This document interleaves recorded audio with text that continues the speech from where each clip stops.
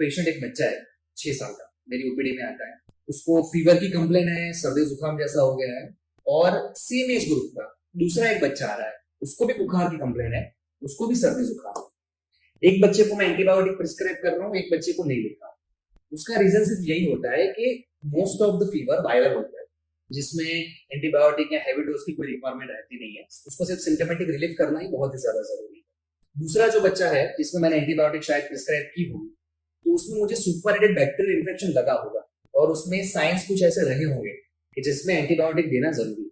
सो आप डॉक्टर को फोर्स मत कीजिए कि सर वो पाउडर वाली दवाई दे दो, उससे बहुत ही ज्यादा बहुत ही जल्दी रिकवरी आ जाती है। ऐसा कुछ भी नहीं है, पूरा मिथ है।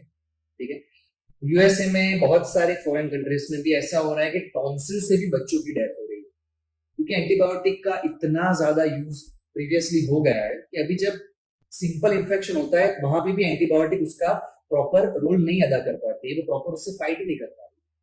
सो ये बहुत ही ज्यादा समझ होनी जरूरी है। और इंडिया जैसी कंट्री में, अहमदाबाद में, सिटी में, बहुत सारी बड़ी सिटीज में antibiotic OTC over the counter मिल रही है।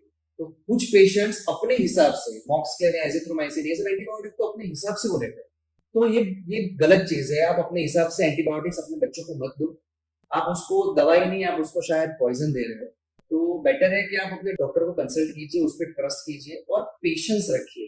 कोई भी वायरल फीवर, कोई भी इन्फेक्शन 24 घंटे में ठीक होने वाला नहीं है।